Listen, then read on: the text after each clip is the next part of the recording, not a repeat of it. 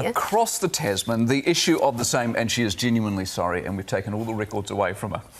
Across the Tasman, the issue of same-sex marriage is a big deal right now. Of course, the gay union's not recognised there. They can't sort out a political solution. This is going on for months now. As a result, it's got bitter, often deeply personal, and at times the anger is spilling into the streets. It's something a Kiwi living in Sydney understands all too well. You see, after a night out in Sydney, Ivan was attacked by men yelling homophobic abuse. But that's when he was saved by three very colourful heroes. Lucas de Jong explains.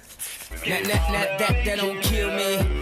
It's a happy reunion. Long time no see. But for all the smiles, So, the last time these four met on Sydney's Oxford Street, it was in much darker circumstances. Earlier this month, Wellington man Ivan was calling it a night. what I can remember is that we were here, I was just here, and then all of the slurs are coming from behind me. I don't like the word faggot. I don't even like saying it myself.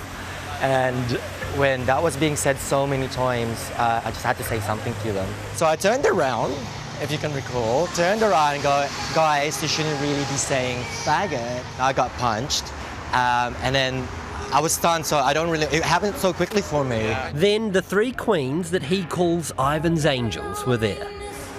Within like a flicker of a second, suddenly, these tall, big drag queens came from behind me and, just came to my rescue.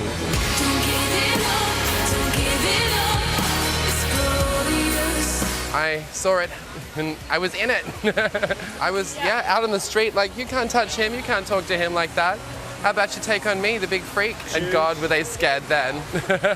And it would have been so intimidating with my sisters behind me like, yeah, come on. The fight rolled out into traffic, a frantic few moments that ended when police arrived. There are a couple of damages there. We lost an outfit, some heels and a wig. There's a few grazes, all healed now. LGBT rights are still a big issue in Australia. Same-sex marriage is still not allowed. And right now, the country's preparing for a plebiscite, a postal vote to decide on whether it should be legalised. But many, even those supporting gay marriage, have called it a $132 million gauge of opinion, and one that wouldn't be legally binding.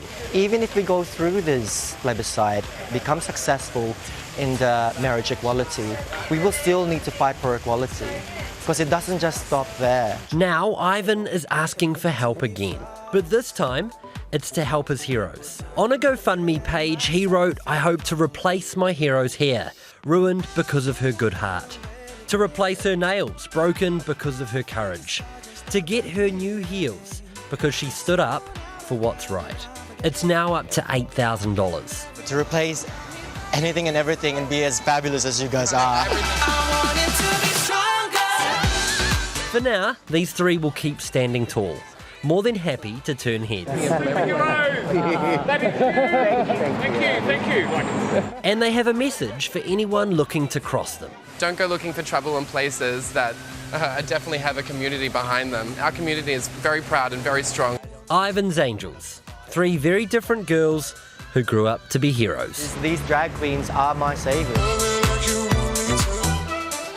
So good that they're getting money raised for them as well, $8,000, and I would imagine that's only going to increase too. Good stuff. The interesting thing about the Australian scenario is because they can't get it through Parliament to change the law, because they promised they would try and do it, but they don't have the numbers being held up in the Senate. Don't want to bore you with the details. So the plebiscite, the problem with the postal vote is the fear is Australian people will actually go, you know what, we don't want gay marriage at all, and therefore the result will come back and the government will go, well, look, the people have spoken. So it's the classic popularity or democracy versus what you would like to do in a parliament. Yeah, it's unbelievable how far behind they are the rest of the world.